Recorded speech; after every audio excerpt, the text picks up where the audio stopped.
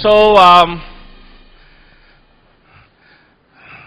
so this screen, I think, looks very complicated, right? And you may actually see some of the brand that you're actually aware, right? So this basically is a collection of many cyber security company.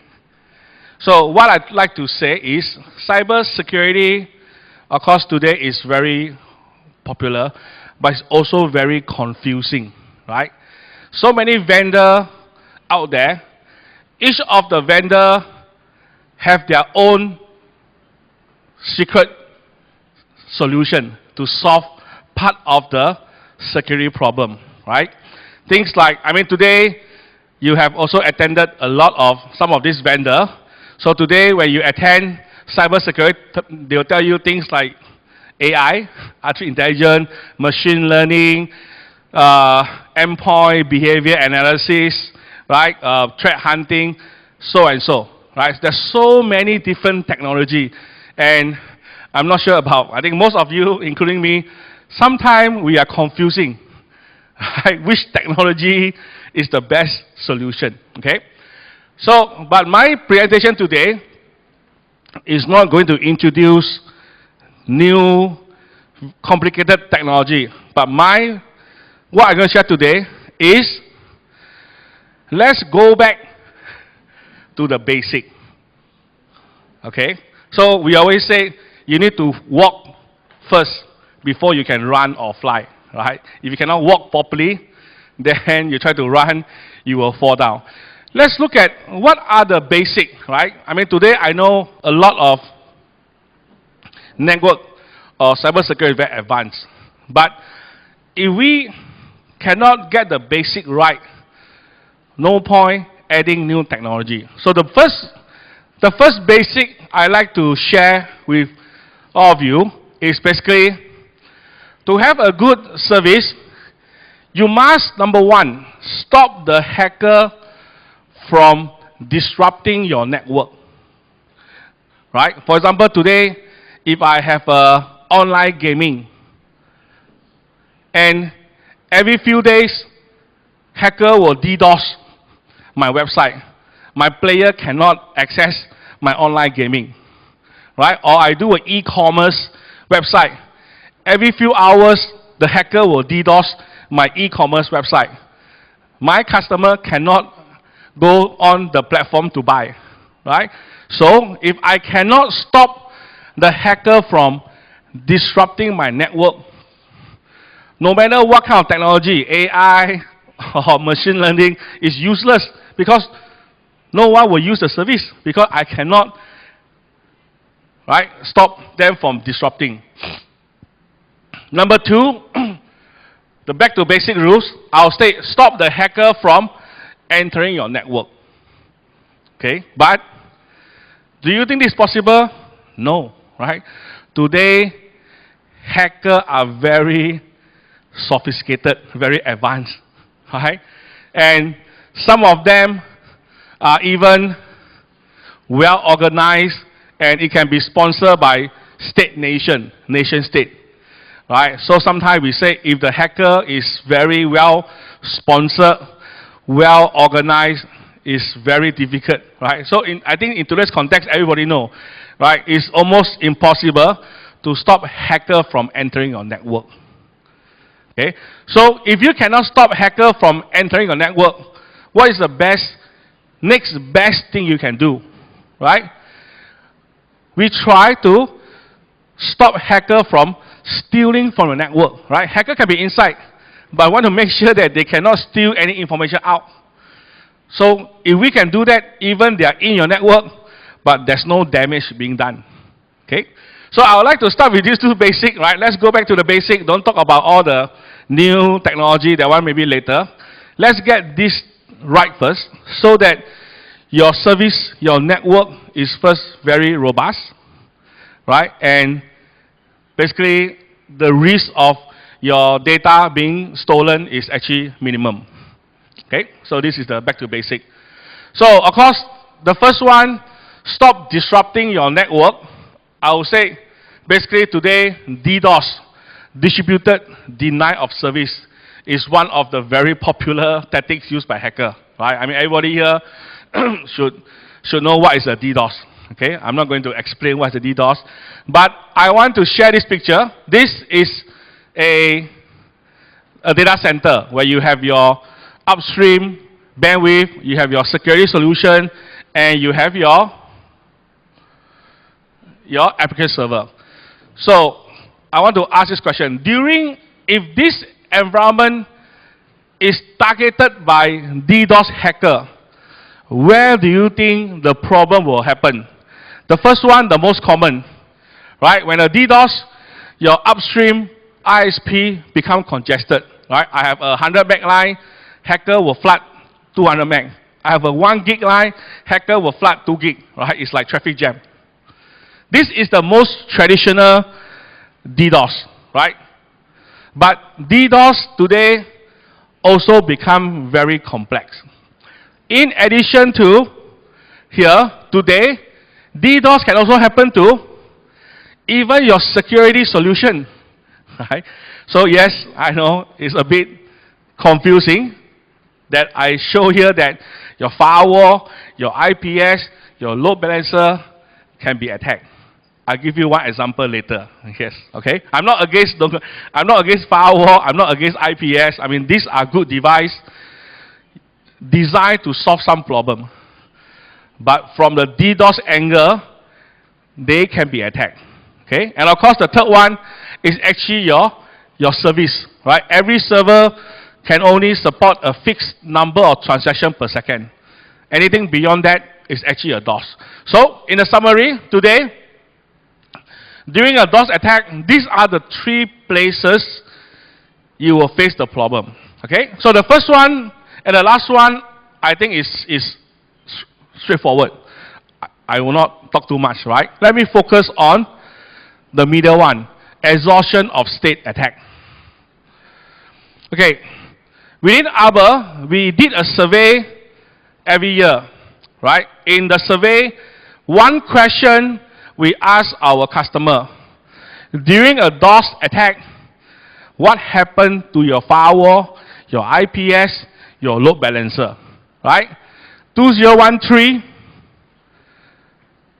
41% say their firewall crashed during a DDoS. 26% say their load balancer crashed during a DOS attack, right? And of course, 2014, they combine. I don't know why separate combine, okay? But 2014, 15, 16, even up to last year, 17, 51% of those people surveyed said that yes, during a DOS attack, their firewall, their IPS, their load balancer actually was impacted. But how? As I said, they use something called state exhaustion attack, right? Because every firewall, IPS, load balancer, WAF, you name it, they are what we call stateful. Okay? That means they need to keep a state table. When someone do a connection to the service, there's a state table entry inside there, so that firewall can apply security policy. Hacker knows that. So, hacker, let's say this firewall, this model, can support 1 million state table entry. They use their botnet to create fake or useless connection. The main goal is to fill up the state table. 1 million. So if this is full, 1,000,001 come, no more state table, right? It's like parking lot. You drive a car to a car park, all the parking lot has been parked by motorcycle. You got no space, you have to exit. So 1,000,001 drop, 1,000,002 drop. So to these 2 users, is it a DOS? What is DOS? DOS is deny of service, right? So this is how hackers are using this type of state table weakness to attack stateful device. As I said, today you can do your own check. Almost every firewall, every IPS, every WAF, every load balancer, they are all stateful. Okay? And DOS solution, DOS is actually quite a complex problem. It's not something that, oh, I buy a product, I buy a new DOS equipment. Based on this diagram, let's say today, I buy a new DOS equipment, I put it here, I can protect state exhaustion and application, right? I can protect anything behind. But can this product protect here? Cannot, right? Because the product can only protect behind, not in front. Okay, so a DOS solution is not a simple solution that I can just put DDoS somewhere and I have a good or perfect solution. Right? A good DOS solution is actually a layer approach. And I want to quickly share with you this thing called IoT botnet or Mirai botnet. I think this one, everyone here should actually know, right? Because Mirai botnet came out in 2016. Okay? IoT botnet concept has been around for some time. But in 2016, based on Mirai botnet, it created a big impact to the cybersecurity world. Today, Mirai is still there. You might see there are some news that the new IoT botnet based on Mirai variants actually creating some trouble. But in 2016, Mirai botnet is the first one that came out and do a big impact. And at that time, IoT botnet is basically a lot of CCTV camera, right? The camera or maybe the cable modem set-up boxes, okay? A lot of people think that, oh, IoT botnet, because IoT are simple Android box, for example, they could not generate very complex attack. Let me show you. This is the list of attack vector from Mirai. Apart from the simple layer 3, layer 4 flooding, they can also do layer 7 attack. Okay? So don't underestimate IoT device, right? This is only from mainly CCTV camera and set-top box. Going forward, your handphone can become IoT device, right? The car can become IoT device, right? Maybe your air condition, your refrigerator, all become IoT device, right? Just see how powerful your handphone and what kind of attack they can launch, okay? And this is in 2016, why I share. In 2016, because of Mirai botnet, they create a few high-profile attacks, including this one very popular. In October 2016, the Mirai IoT botnet attacked this company called Dyn, D-Y-N, which is a DNS provider for some of the top brands like Twitter, Spotify, and when they are being brought down, those big brands like Twitter, Spotify, also being brought down, right? And you can see over here, both the east and west coast of US was heavily impacted. So why I say IoT botnet? Because IoT botnet, really we start to see the new attack in 2016, but in 2017, now this has become the weapon of choice for hacker to launch DOS attack. Right? The reason is very simple. Right? In 2030, there will be 125 billion IoT device. Okay, what is botnet? Botnet is basically a collection of zombies, right? So now I can use IoT device. My botnet can grow very, very big, right? And bigger the size, the more complex, the more attack traffic I can generate. Okay, but although IoT botnet has been very popular, used by hackers to launch DOS attack, but I just want to share with you. Today, hacker has also find new ways to use IoT botnet. Early this year, there's a new IoT botnet also based on Mirai variants, Mirai code, called, oh my God, OMG, right? They actually convert IoT botnet into proxy server. right? So this can be used, hacker can sell this service for other hacker to hide their threat, to hide their activity, okay? And the other one, Satori,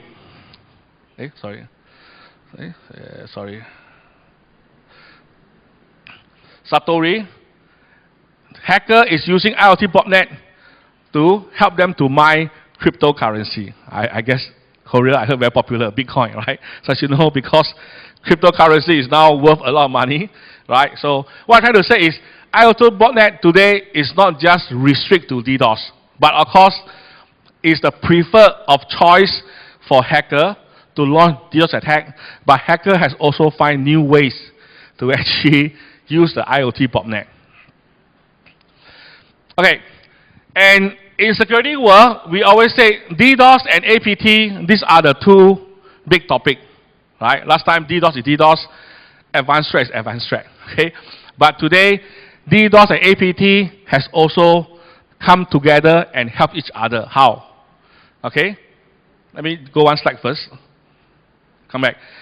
This show you what we call the attack queue chain. It shows you the 7 stages of what an APT need to go through, right? From stage 1, doing a reconnaissance, to stage 2, where the APT hacker will try to break the defense. Stage 3, hacker is in your network and they'll do lateral movement, and then they'll move around in your network and try to find something important. Maybe after they find something important, of course, in stage 4 and 5, they will, when they move around and find something important, they have to talk to their command center, right? They have a command center outside there. So once they find something important, they will try to steal the information. They go to stage 6, where they do the exfiltration, and then if they successful, then it's mission complete, right? So this actually shows you the 7 stages of what a APT need to go through.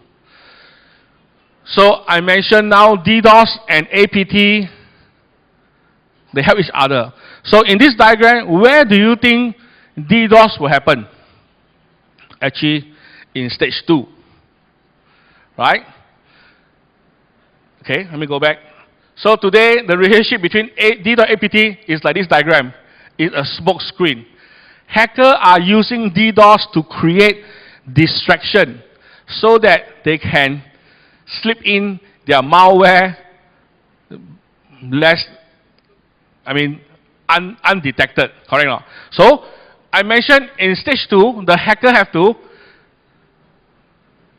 break your perimeter defense, like a firewall, your IPS, right? The hacker cannot just do an FTP, right? So what they do, they launch a DOS attack. When they launch a DOS attack, when your firewall is being attacked, your security team will focus on troubleshooting the firewall. That allows the hacker to actually find opportunity to slip in their malware and stay undetected, right? So stage 2 is one of them.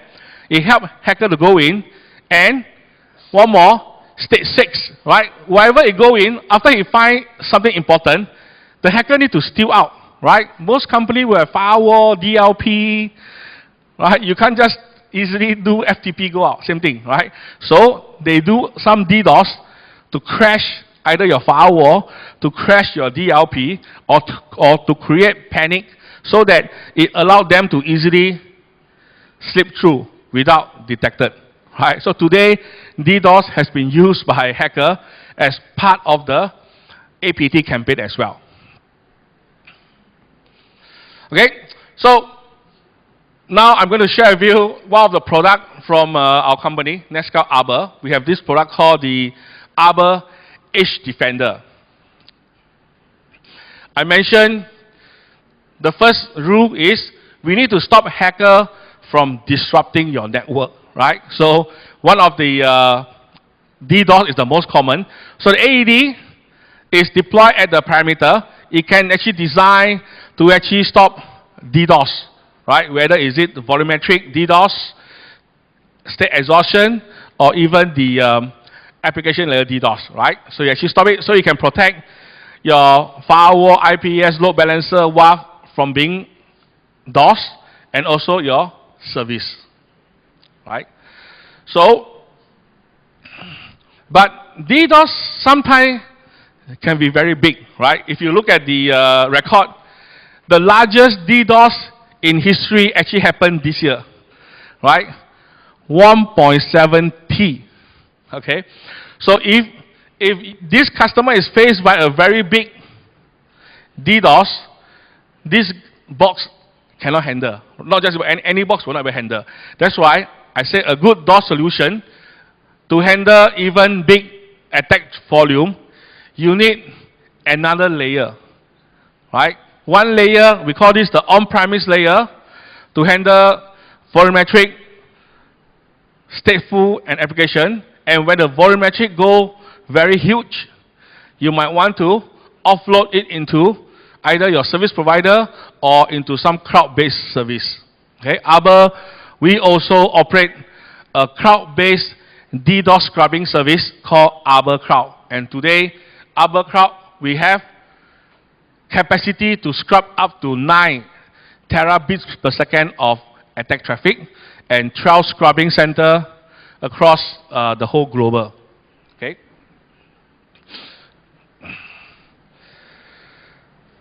So why do I mention IoT botnet? Right? Not just that IoT botnet is going to create even bigger and more complex DDoS, but IoT botnet also change how we protect against DDoS. In the past, DDoS is always from outside coming in, right? I have a server, I have service, I want to protect someone from DDoS my server. But Mirai botnet or IoT botnet changes this a bit, because now, inside your environment, a lot of your device can be infected by IoT botnet, and now they will do a outbound DOS attack to someone else, right?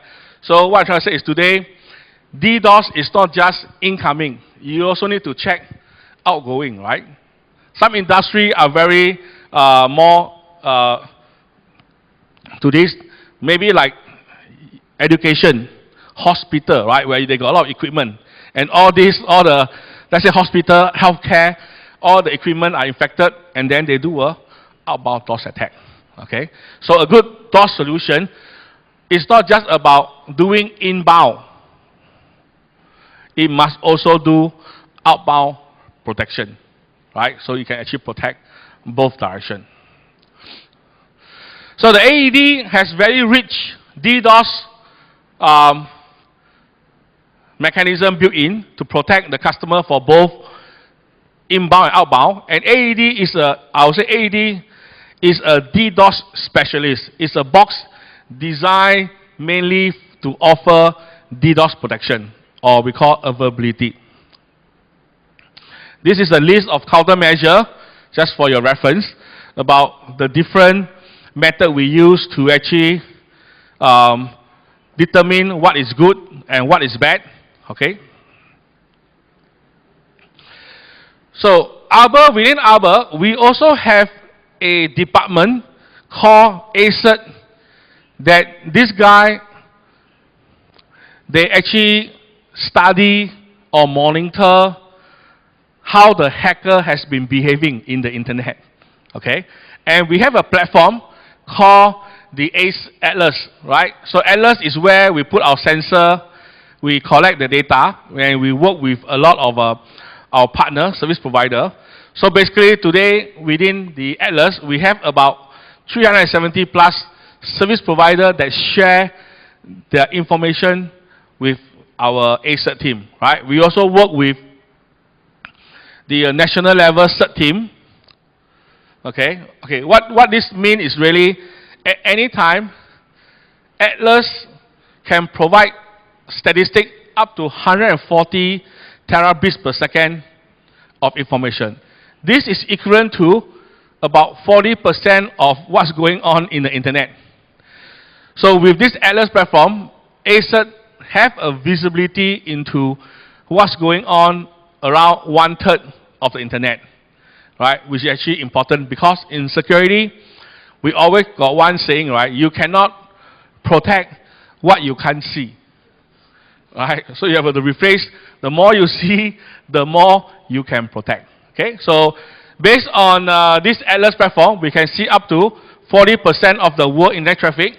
And we don't just look into DDoS, we also do malware analysis as well. Of course, botnet monitoring. The main goal is really to Atlas will actually compile what they analyze and create a intelligent feed, we call it AIF, into AIF, right? So intelligent feed, of course, will contain thousands of signatures, but these are the different categories that they have, right? So we have intelligence on DOS threat, geolocation, command and control, email, mobile are targeted. So with this additional intelligence, now AED can also help to monitor all this malicious communication. If some command and control center is trying to talk to some infected IoT botnet inside my network, AED can block this communication, right? If some of my infected IoT device want to talk out to the command center, AED can block this communication, right? And a lot more, right? So what is the use? I mentioned this is the attack queue chain. So you can see that in stage 4 and 5, the malware need to talk to the command center, right? I mean, Arbor, we are not in the business of stopping the malware from entering your network. That is some other company job, okay? Our job, we don't do that, okay? So, although Arbor solution, we cannot tell you what are the malware inside your network, but we can stop the malware from talking out back to their command center. So, even though the malware is inside our network, but they cannot talk to the command center. So they cannot receive new instruction. They cannot do new instruction. So basically, it becomes the risk of the malware is largely reduced. Okay? So this is what I'm trying to come at. So back to this basic that I mentioned.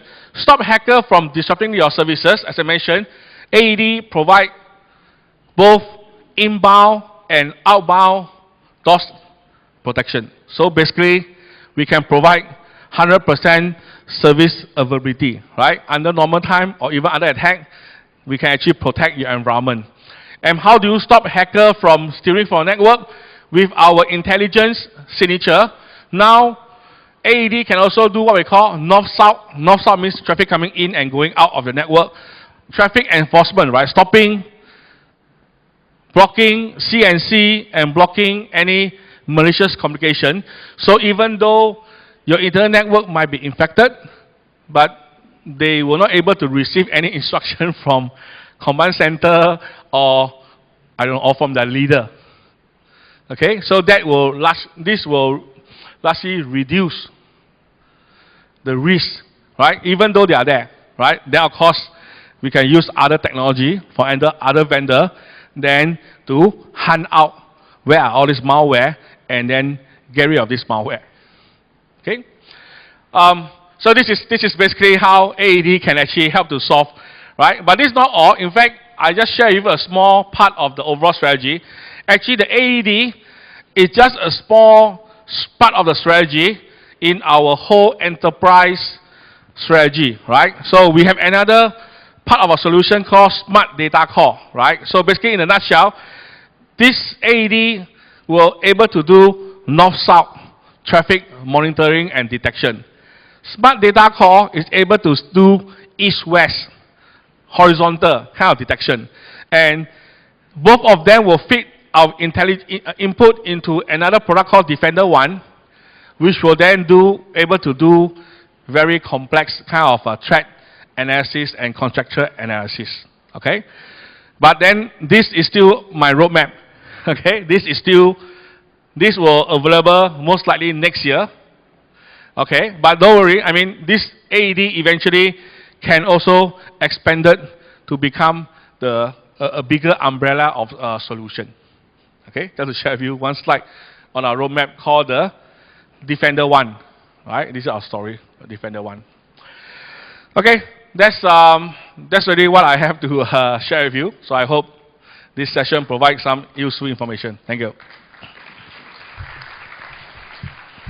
Thank you, Tony. Please stay in the stage. We will have a Q&A time. 네, 그럼 지금부터 SNS를 통한 현장 질의응답 시간을 진행하도록 하겠습니다.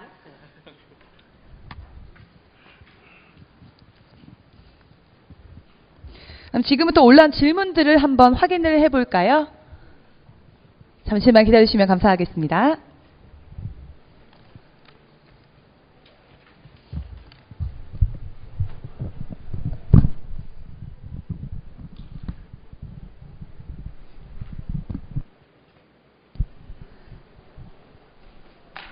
질문을 선택하셔서 여기에 맞는 답변을 해주시면 될 것 같습니다. 오케이. Okay.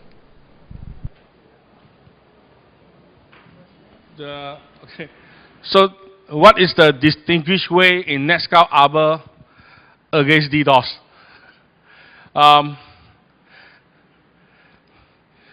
Yeah, I understand today there are many solutions for DDoS, right? So every firewall can do DDoS, every IPS can do DDoS, every WAF can do DDoS, right? So what is, if I understand this correctly, what is the differentiator from Arbor versus the other solution? Okay, one of them, if you notice what I try to share, a good DOS solution is not a single point solution, right? So you can see in my slide, I have the AED as an on-premise.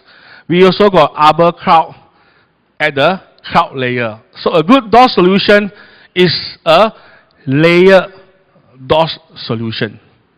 Okay, you need a layered approach to provide a total or a good DOS solution. And the other distinguished way, I would say, is not just about adding one or two DOS features. Right? I mean, Arbor is a whole ecosystem. Right? Within Arbor, we have been doing DDoS since 2000.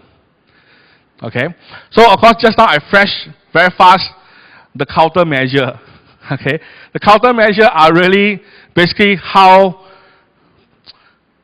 we stop the DDoS attack traffic. Okay, but if I want to go through every of these countermeasure, it takes a long time. Okay, what I like to say for this question is, what distinguishes NetScout Arbor from the rest of the pack? I'll say is our experience we have been doing for DDoS, right? So our countermeasure, we cover a wide possibility of a DDoS attack, and we can do more accurate in terms of reducing the false positive, right?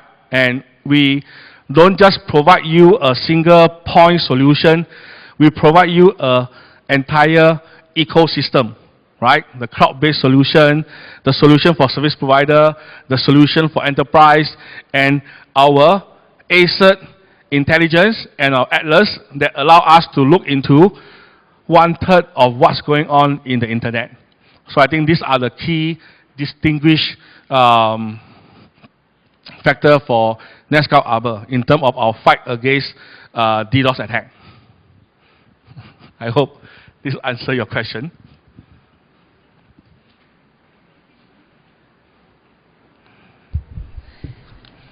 Thank you, Tony. Okay. 아직도 많은 질문, 시간 관계상 Q&A 시간은 여기서 마치도록 하겠고요. 이번 질문하신 분 앞쪽으로 나오시면 선물 전달해 드리도록 하겠습니다. 좀 전에 질문 올려주셨던 분 어디 계신가요? So it can provide intelligent threat detect, context analysis, and execution across. I do not think it's 100% will be impossible. Yeah, I agree. Right? In security world, right? There's no such thing as 100%. Okay. Yes.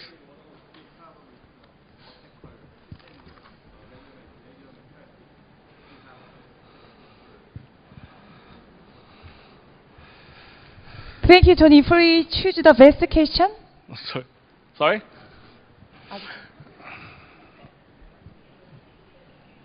So I answer this question first. So, okay, I answer this question first. I'll come back to you. Sorry. Yes, I think in security, I mean, to be frank, right, I'm a technical person, right? I'm not a salesperson or marketing person, right? It's true, right? Nothing we do is 100%, right? No guarantee, right? And of course, security is also a collection of different technology, right? So if each technology do its part together, and then if we were to able to combine different technology, you can really reduce the risk or make the hacker life really difficult, right? So although the solution I share with you about stopping the DOS attack and also able to detect any north-south malicious communication, that alone will not able to provide 100%. But that itself definitely will help in our battle against, right, against the hacker or against the bad guy. Okay, so I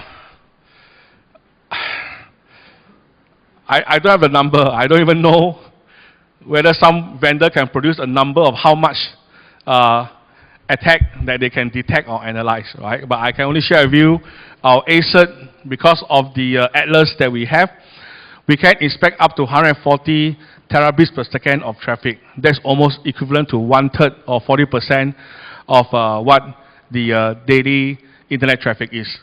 That's the value I have. Yeah. And I think this gentleman's question is saying that some attacker, if they use legitimate traffic to actually launch attack, and how do we detect all this legitimate traffic? Is it correct? Yeah, okay, one more question. Yes, that's really is about DDoS, right? DDoS is not about attack traffic, right? A DDoS can just be a simple ICMP flood or UDP flood, right? And all this UDP flood, all this UDP packet is 100% legitimate traffic, right? Or the hacker might using a spoof IP to launch the attack, right? So this is the challenging part about DDoS defense. We are not only looking into attack traffic, not like IPS. IPS look at signature, regular expression. They say this is good, this is bad.